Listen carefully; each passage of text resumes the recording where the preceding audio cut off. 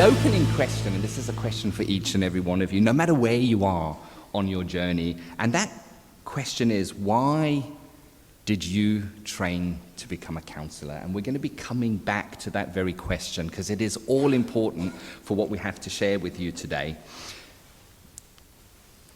I think, and Rory and I have discussed this in coming here, I don't think there's been a more exciting time to be training as a counsellor or going out into the profession of counselling right now.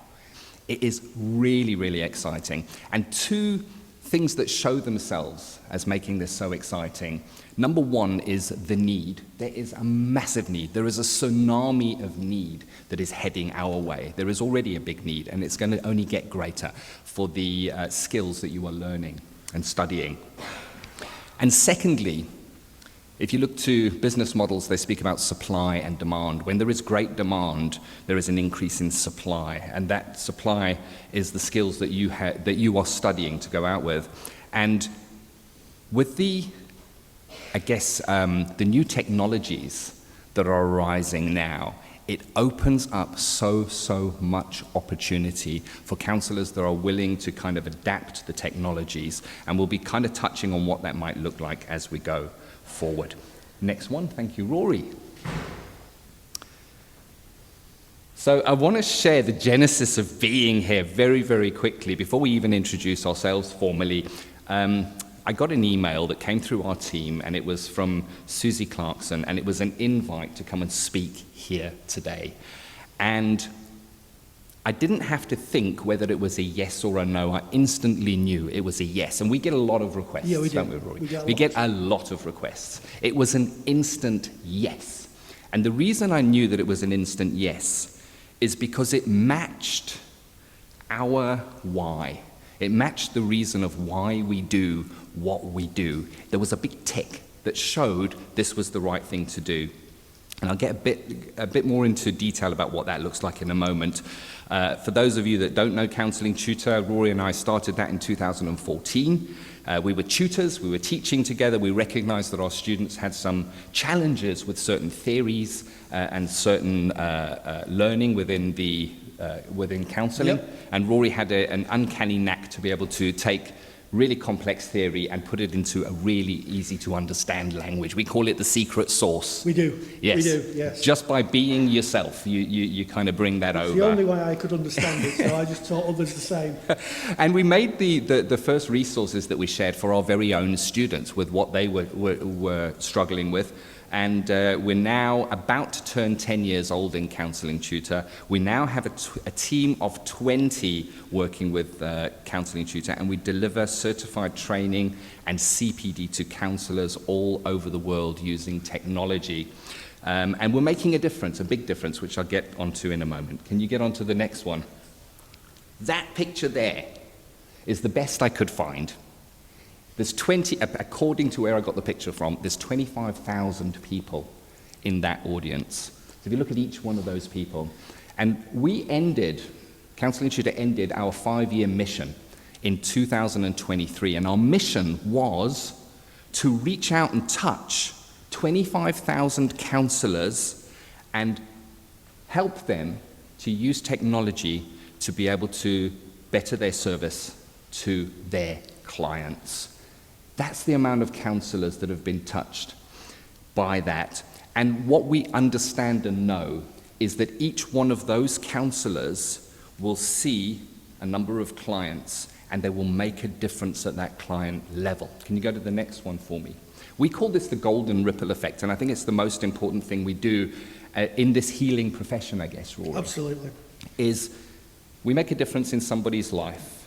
That person then shows up differently with their family, in their job, in their life in general. And you may never ever hear about it. But that difference is not just in that person, it's in the people around them. It's like this golden ripple that goes out. There's not many jobs in life where you get to create change on that scale. But we don't do it for the glory, none of us do, because we don't get to see that change. We just need to know that it is being made. So we make that difference, you're making that difference too, and if you're studying, you're going to be making that difference. I'll be handing over to Rory in a minute, but just to kind of go over to what we're hoping to share with you today, just jump over for me, there we go, is these 3 important points. This is what we hope that you will take into today, into the rest of the activities that you're going to be looking at today, and hopefully past today as well, into your practice and into your career. And we're going to show you the power of defining your why in a sentence. So powerful. We're going to tell you how, by leveraging technology, you can focus more on that why, your why. And then we're going to explain how a resilient growth mindset is going to ensure that you are surrounded by people that are going to support you while you make that difference. So that's what we hope that we're going to be sharing with you today. Next one, please, Rory. Thank you. So your why, I'd like to share a poem. Now, I'm hoping I'm going to be able to make it through this poem without crying. And I mean that because every time I read this, I get so emotional because it's very, very meaningful. And this is a poem by Linda Ellis, and it's called The Dash. And this poem was first read during my graduation year by a fellow student, Rick Neal, who's gone out and made a massive, massive difference. He did, yes. So Linda Ellis wrote this poem. It's called The Dash. I read of a man who stood to speak at the funeral of a friend. He referred to the dates on his casket from beginning to the end. He noted that first came the date of his birth, and spoke of the following date with tears, but he said what mattered most was the dash between those years. For the dash represents all the time that is spent alive on earth, and now only those who loved him know what that little line is worth. For it matters not how much we own, the cars, the house, the cash. What matters is how we live and love, and how we spend our dash. So think about this long and hard. Are there things you would like to change? If you never know how much time is left, that can still be rearranged. If we could just slow down enough to consider what is true and real, and always try to understand the way other people feel, and be less quick to anger and show appreciation more, and love the people in our lives like we've never loved before. If we teach each other with respect, and more often wear a smile, remembering that this special dash might only last a while.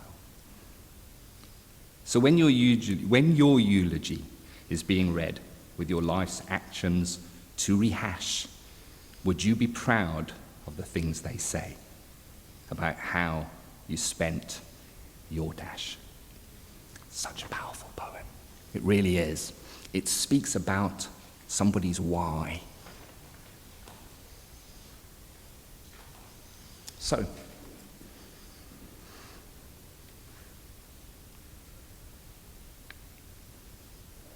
the why that you have defines the difference that you make. Now, counsellors are called. We ask, when people join our list, mailing list at Counselling Tutor, we ask one question in the very first email. We ask, why did you train to become a counsellor? And we have had tens of thousands of responses over the years. And what's very interesting is they're surprisingly similar. There is a theme that weaves its way through there. And I'll give you a hint, it's not to be rich and it's not to be famous. It's to make that difference. It's to follow a why that is deep. The why, your why, and we'll define that in a moment, it'll act as a compass for you in your counselling career, throughout your counselling career. It will guide the decisions you make. It can be so confusing, can't it? And we see this in our Facebook group. We've got 50,000 members in the Facebook group, and they're always discussing. We see where the confusion is. Should I do this? Should I do that? Should I do this course? Should I go into private practice? Should I go and work in an organization? What should I do? When you have your why clearly defined, you can go back to your why and it'll show you the direction that you can take. Knowing what your why is, why you're doing what you do, naturally leads to the how. There is a saying that says, when the why is strong enough, the how becomes easy. And I guess it keys into that. And I want to give you an example that happened in Counselling Tutor where we were following our why. So our why is to make a difference at client level, to make a difference in mental health at client level so it creates that golden ripple effect. When COVID hit, all of a sudden clients lost their counsellors. We saw this, it happened abruptly, even though we could see it coming. I guess we didn't really expect it to hit us. When it happened, suddenly it was like the rug was ripped out from under clients' feet. We got together with our team and we instantly built training on online and telephone counselling. We put it together quickly and we brought it to the market in record time to be able to serve clients. Why? So that they could serve counsellors, so they could be there for their clients. Now, I guess if our why was profit-led, we could have made a lot of money from that because we could basically have sold it for anything because there was such a high demand for working online. I need to get the skills to be able to take what I do in face-to-face practice and practice that online. I need it. But what we did instead was we sold it almost at a loss, where courses, the competitors' courses were £600 to £1,200. We sold our course for £49.99 because we were following our why, not looking how we can capitalize on others' pain. Over 10,000 practitioners from all over the world took that training in the first year of launch. And that really helped us as a company because a lot of $49.99s, they do add up. And we're very grateful for that. We're grateful that it boosted our company, but we didn't go into it going, what's the most profitable course that we can make, or what's the way that we can maximize out of this? We went in following our why. How can a difference be made? So this is about your why. I'm going to ask you to kind of think what brought you into counselling. Counsellors are called rather than, I guess it's usually a life event that will call you in. For myself, there was a darkness in my life. Somebody placed a hand into that darkness and showed humanistic love, Rory, at that time in my life. And I didn't even have love for myself. So the fact that another human being dared to care and show that care towards me was, life-changing is the word. And I wanted to do that. You know, many years later, when I was well, I thought, I want to do that. I want to make a difference. And I trained to become a counsellor. And then I was given an opportunity to become a tutor. And I stood next to Rory and we tutored. And I realized, just like this. And I realized that we can make a difference on a wholesale level, not just on a one-to-one. You know, as a tutor, many people will go out and make that difference. So what is your why? And you don't have to say it out. Think about it. And here's a couple of things to consider when you're looking for your why. A why is not attainable. It's not a goal.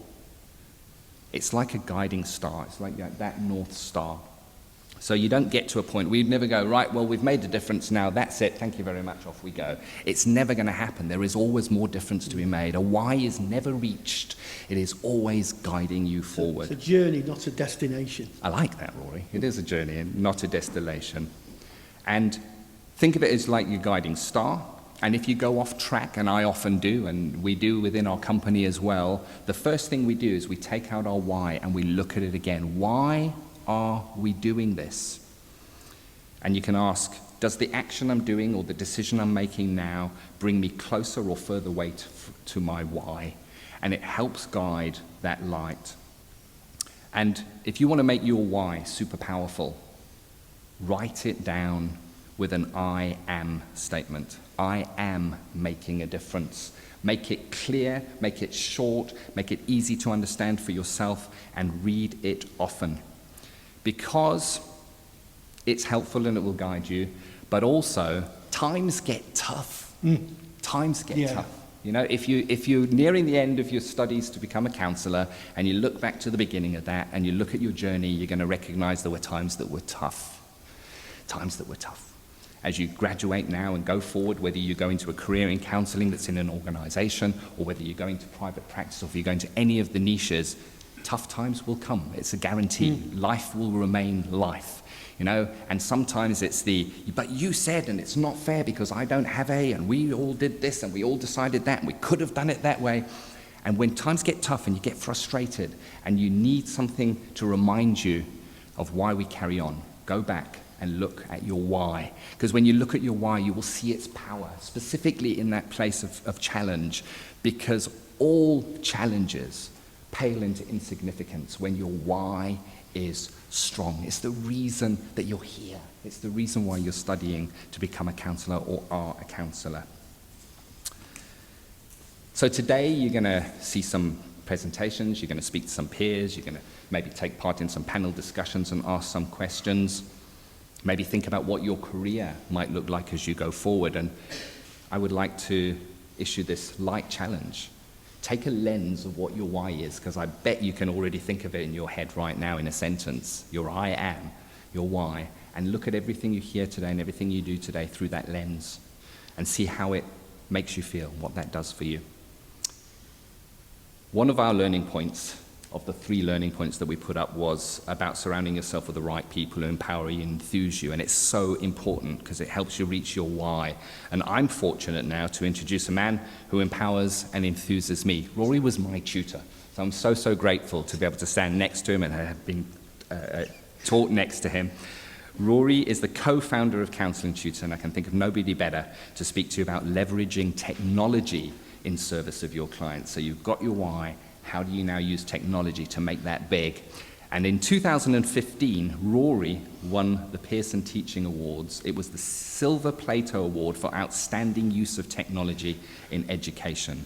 That was when you were teaching me, Rory, back in those days, yeah. Yes. For the YouTube, and it was because of your YouTube channel that you built that still serves students of counselling to this day. So Rory, take up the mic. Well, thank you so much, Ken, for that inspiring opening. I'm so glad you wrote it because I certainly couldn't have done. So, what I'd like to do is talk about a hero of mine, Maya Angelou. Quick show of hands, anybody heard of Maya Angelou? Good, okay. Quick question, what was her first book? Well done, I'll get you a coffee at break. I know it's free, but you deserve a prize. Yes, and she said, without courage, we cannot practice any other virtue with consistency. We cannot be true, merciful, generous, or honest. So courage, or as my mum said, see what I'm doing, Mum? See? Yeah. You're only being brave when you're doing things that scare you. And we are in an emerging profession. Our profession is changing, and it will call on us to show courage. Which button is the one press, Rory? That one. That one. Thank you. So let me ask you a question. Are there any well-paid jobs in counselling and therapy? Don't expect me to ask, it's a rhetorical question. You only learnt what that meant last week. Rhetorically means you don't have to have an answer, apparently. And the answer is yes and no. We are an evolving profession, and we're in a world of artificial intelligence, digital platforms, avatar therapy, use of software in counselling, and online therapy, where our world has opened up. We can work with people not only in our locality, but anywhere in the world. And there are emerging specialisms, counselling neurodiverse clients, trauma-informed practice, children and young people, just to name a few specialist areas that are growing. So I want to tell you a little bit of a story about maybe courage, but pushing against the tide. In 2011, when I taught, I used to put little podcasts on the virtual learning environment. Yeah, I don't know, you might have Blackboard here or Moodle or Google Classrooms, I'm not quite sure what you use, but little podcasts explaining counselling theory or explaining the assignments. It was very popular with my students. And then one day, a man called Jed came in the office, and he said, he was one of my students, and he said, your podcasts are great, but I'm hard of hearing. Could you make a video? So I said, yeah, I could do that. I had no idea how to make a video, but I thought it can't be that difficult. It turns out it was, and I managed to put a video onto the virtual learning environment. Now, that might not mean too much to you, but you only get a very small amount of space on virtual learning environments in colleges. So I had to use a little bit of programming trickery. And when I came back the next week, hoping my students had seen this, half of them had, and half of them hadn't. And those were the people who didn't see it were on Apple phones, and Apple phones wouldn't play the video. So I thought to myself, I'll put it on YouTube.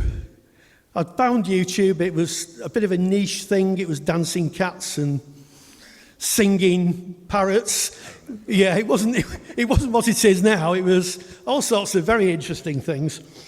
And when I decided to do that, I took a lead from Carl Ransom Rogers, who managed to, and I use the word advisedly, scrounge tape recorders in the 1940s. So they must have been about this big, maybe, with big reels on them.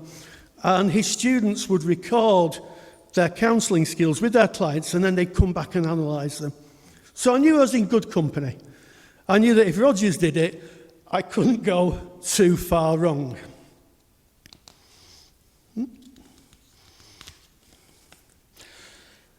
So it was about thinking outside the box and thinking about the emerging trends. I thought this would be a wonderful educational tool. And I thought, I'll just go and do it. I'll pop it on YouTube, and I made my first one. It was Maslow's Hierarchy of Needs, done on a Word document. It was, the production values weren't very high. And when I came back after a week, I noticed there was 256 views. And my first thought was, Jed's going to need an extra tutorial. He's watched it 256 times. He's still not got it. Happily, he'd only watched it once, but apparently 249 other people had watched it as well, which was a bit of a surprise. So let me share you two examples of how thinking out of the box brought me and Ken here in front of you today.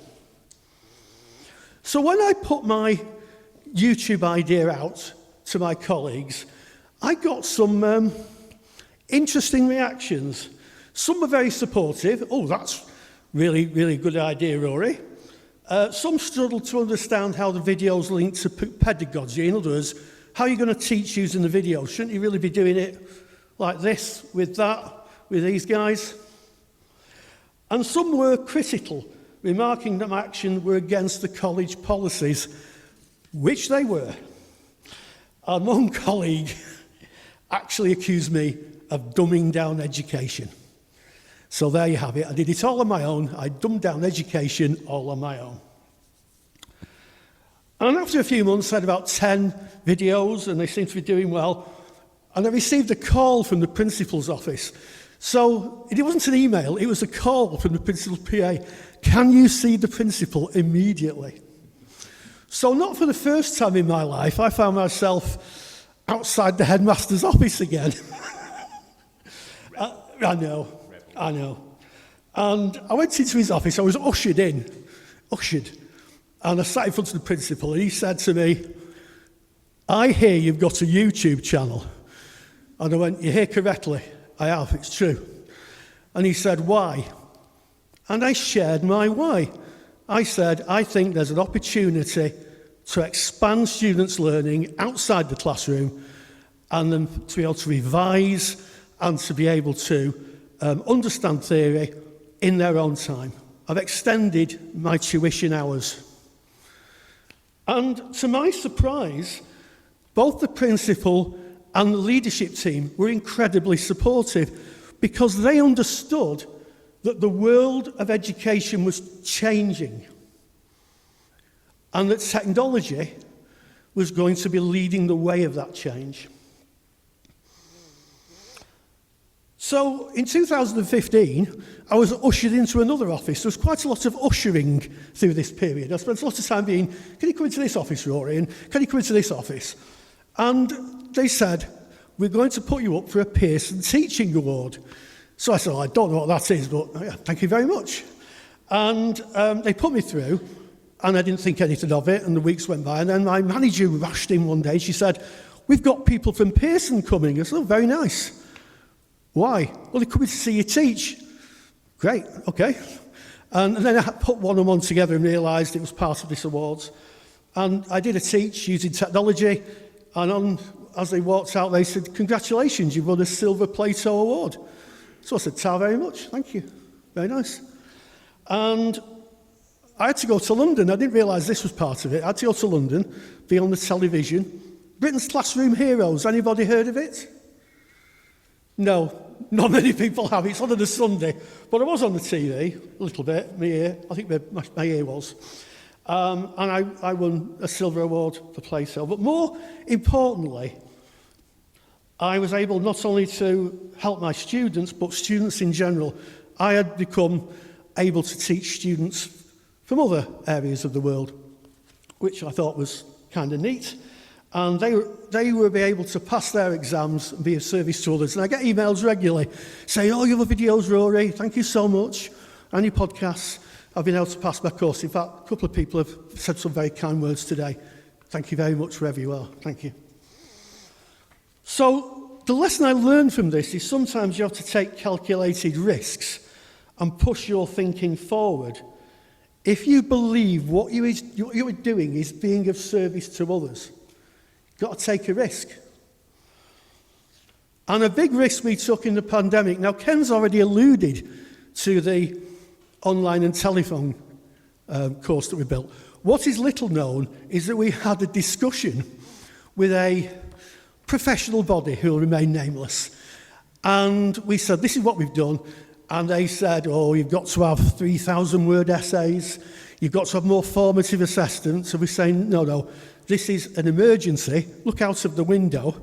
Can you see the world's being locked down? And it went back and forward. And I think it's fair to say, Ken, we had a bit of a frank exchange of views, didn't we? Heated. Heated would be the good word. We're all friends now. It's all good. And eventually they came around to our way of thinking, because our way of thinking was, if we don't produce this course, people will go online without any training, and that's dangerous. So maybe we just have to rethink what we're doing, show some courage, let the people train, and let them help others. And that's what we did.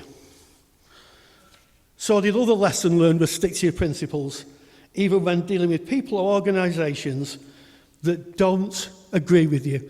Keep away from the naysayers. Keep away from those people who say, oh, you can't do that. So we've always done it this way. Stay away from those folk. Really. Our takeaway message today is don't be held hostage to other people's dogmas, which are holding them back. Not you, them. Take advantage of the many opportunities that are now opening up in the world of counselling and psychotherapy, supported by the use of technology. Be brave. Grasp the opportunity that are underpinned by the use of technology, because you deserve to be in it. And I'll just hand over to Ken. We might have some finishing words.